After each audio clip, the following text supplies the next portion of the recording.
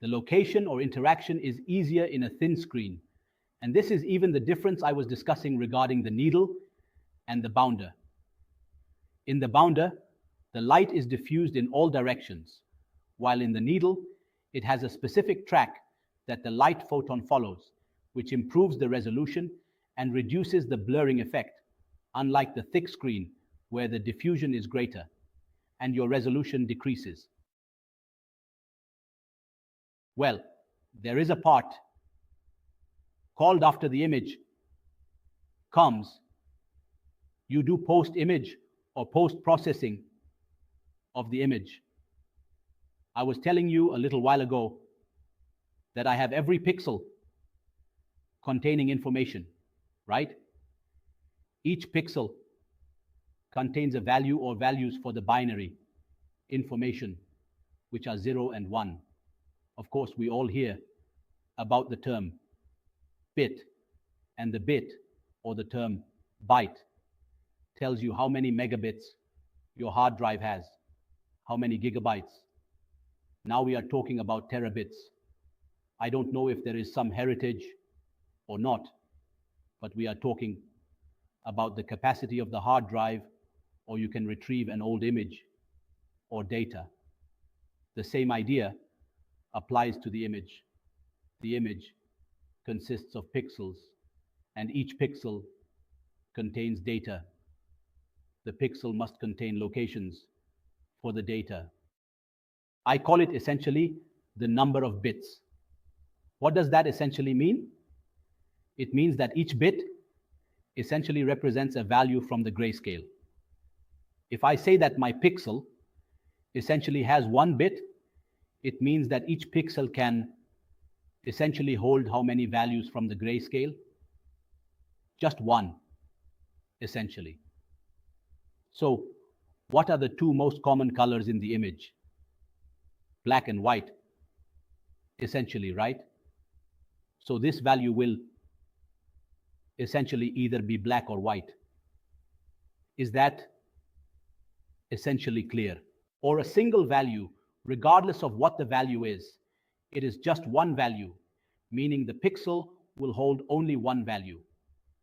This is because you have 1 bit.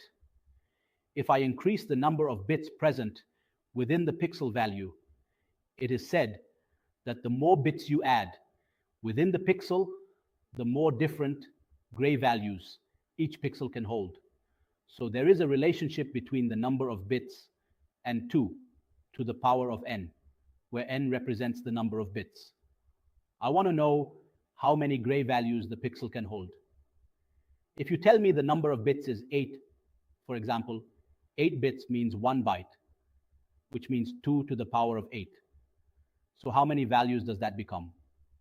256 values, meaning each pixel can hold 256 different gray values. This means that the pixels in the images can contain a lot of information with different intensities of radiation. I will give you an image to clarify what I am saying. If you were presented with an image like this and asked what the difference is between images A, B, C, and D, would you say that image A has issues? Image A is the best one, right? What happened? Surely, what might come to your mind is that the number of pixels is lower, right? That's not the only thing. The pixel quality with green shadows is better. All right, so do you expect that if I asked around now, is there a difference in the number of pixels here in image A, image B, image C, and image D? The number of pixels is the same, but if, for example, this image was taken with a 512 metric size, you would find them all similar with no differences. So what is the difference? What made the number of gray values in image A appear clearly and better? Here, the number of gray values decreased significantly. You only have 1 or 2 colors in the image. Imagine that as you move to image A, you will find that the number of gray values starts to increase in the image, and the pixels have the ability to show you different and numerous values from the grayscale, not just one or two colors. Why? Because the pixels increased. So, when my number increased, this is called dynamic range. The dynamic range expresses the pixel's ability to hold data, but there is a problem. The image we discussed earlier is very beautiful. Here, the number of bits for image A is 8, which means 1 byte, so each pixel is 1 byte. Here, I place 3 bits for each pixel, 2 bits here and 1 bit there. So, the difference is clear now. Do you think the image size of which one is larger, A, B, C, or D? Why? Because each pixel has a larger number of bits. We said it has 8 bits, which means 1 byte. So if I have 512 pixels, I will have 512 bytes. Therefore, the image size will increase as your number increases.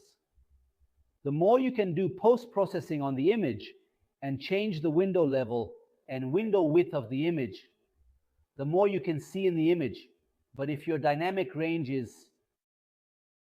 if your number of bits is very low, you don't have the availability to change the gray values and see your image and observe your dynamic range. You don't have a wide dynamic range. Doctors, this point is clear. So, the number of different values of gray can be obtained by knowing the number of bits, but you have a problem, as we mentioned, with the volume of the image. That's why, of course, the CT, for example, takes a very large number of images, which can be between 300 to 500, and sometimes up to 1500, in cases of low linpa angiography, depending on the thickness of your image. Therefore, you need a hard drive with a very high capacity to store a lot of images during your examination. At the same time, when you come to perform an examination, you need high resolution. Here's a question for you. If an examination requires high resolution, do you think the image or the number of bits per pixel increases or decreases? If the examination requires high resolution, like in mammography, it increases because you need to differentiate between two similar objects based on their characteristics. The deposits or the tumors that exist, for example, in the breast, do not have a significant difference in the densities present. Therefore, you need your device to be very sensitive to any change in the gray values that are present. So, you need to increase the number of bits beyond 8, especially in mammography cases. Now, what is the difference between image A, image B, image C, and image D? Thank you. When it comes to matrix size or pixel size, you'll find that the first image has a matrix size of 1024, which means 512 multiplied by 512, or 512 rows multiplied by 5 and 12 columns. So the pixel size here is small. The larger your matrix size, the smaller your pixel size will be. When your pixel size decreases, you can collect more data and information, giving you better resolution in the image. This is what happened in image number 1, in image number 2. Your matrix size is small, which means your pixel size has increased. An increased pixel size means it occupies a larger space, which will lead to 2 signals coming from 2 different locations being recorded in the same pixel. One was high and the other was low, so when it comes to the pixel, you can't understand how to take their average intensity, resulting in a pixelated image. Why is that? Because it can't distinguish. The more you can specify that particular location, the more detection you can perform. The smaller you can make the pixel size, the more you can detect a higher resolution image. They detect a more resolved image. But if you increase the pixel size, you are effectively widening the scope of the pixel, allowing you to see radiation or transmitted radiation from a larger area. This area might contain two objects, one with high density and the other with low density. If the high density object transmits little radiation, while the low density object transmits a lot, both will be captured in the same pixel. The pixel will average the two densities, resulting in the image appearing this way. Do you understand why the image looks like this? Right? It's because it cannot detect the small size from the matrix size. All right, doctors. Here we see the effect of pixel size and the effect of the number of pixels per pixel. The difference is very clear, as we discussed earlier. When you calculate the pixel size, you divide your field of view by the matrix size, which is the image dimension.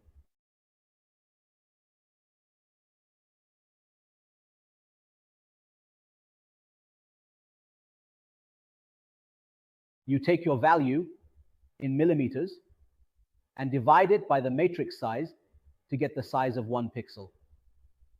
The larger the matrix size, the smaller the pixel size.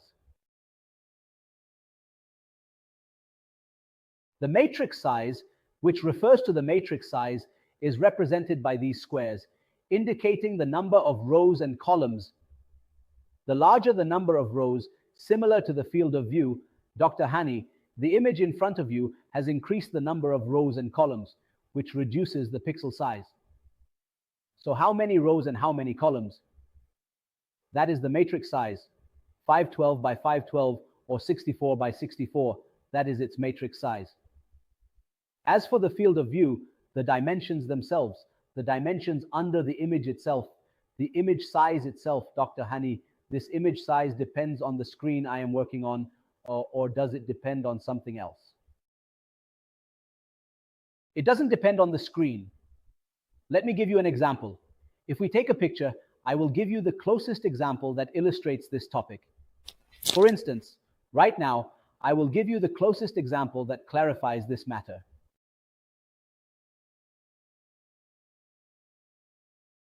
For example, right now during the examination, let's say for the city, you are taking an image of the city. There is a field size, and even in the X-ray, there is a field size with specific dimensions for the size you want to capture in the image.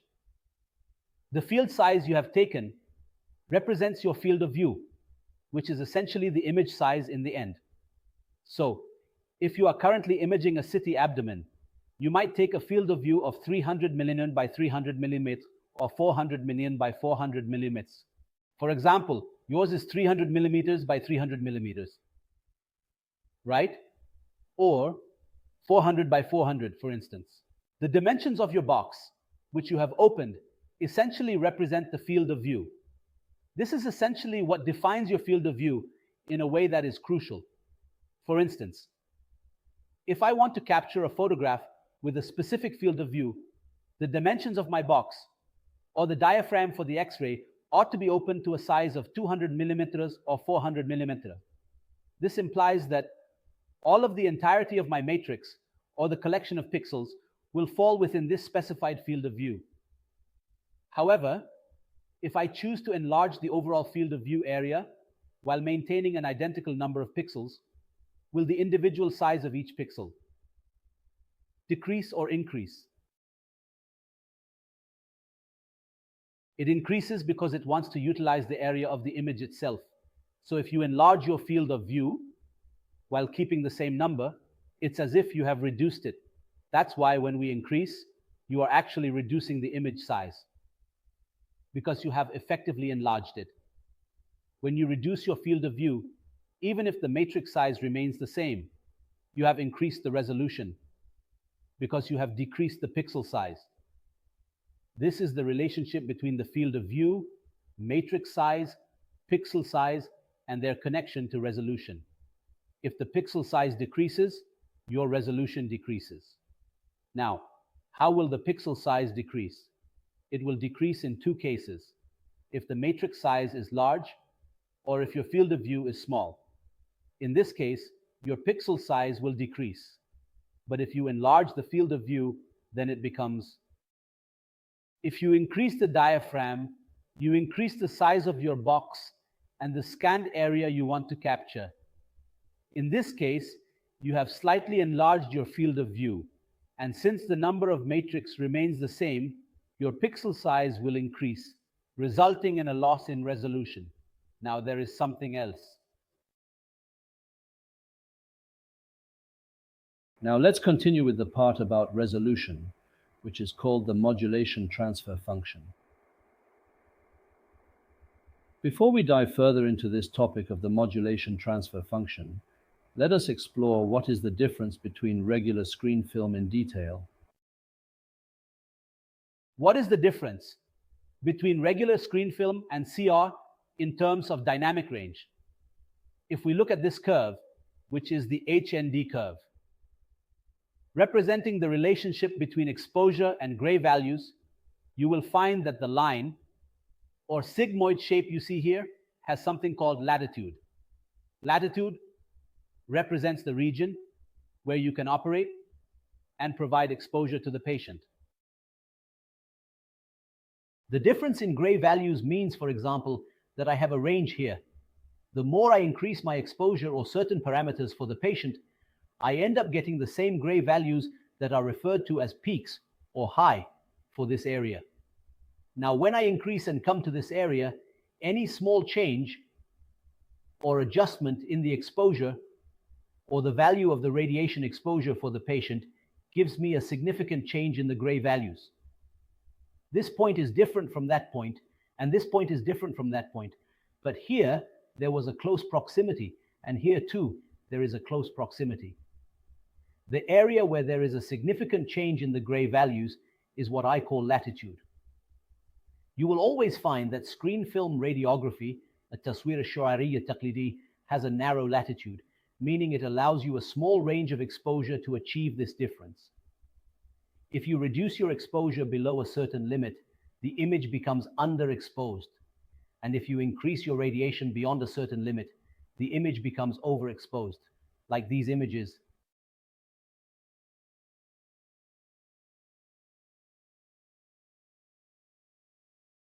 Here, underexposure and optimal exposure are discussed, as well as overexposure. This issue arises when you are working, for example, in screen film radiography, التصوير الشعاعي التقليدي, where you have a narrow range of exposure. This obviously hinders you because the film is very sensitive to radiation parameters, and you won't be able to give a low radiation dose. Later, in post-processing, you cannot adjust the window level or provide a high radiation level to correct the overexposure or underexposure issue. However, when we compare this to digital radiography, التصوير الرقمي, you find that the curve for CR is linear in this way. From the minimum values to the highest exposure value, there are significant changes in the gray values present.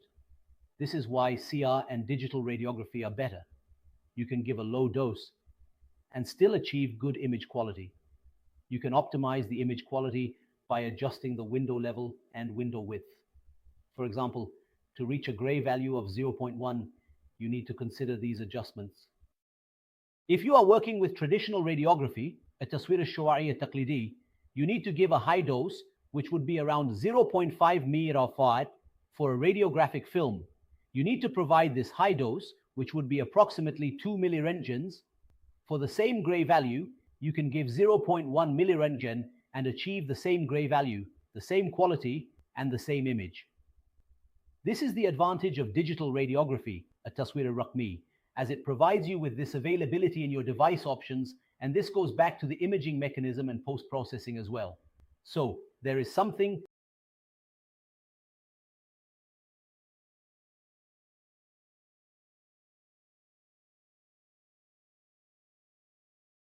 the modulation transfer function. Do you want us to take a break before we get into the details? Okay, 10 minutes is fine. The time is 1 o'clock, which means it's 11 o'clock in Egypt, so maybe a quarter of an hour or something like that. Is that okay? All right, let's go for 15 minutes, God willing. That's fine, no problem. Thank you very much. Is that okay?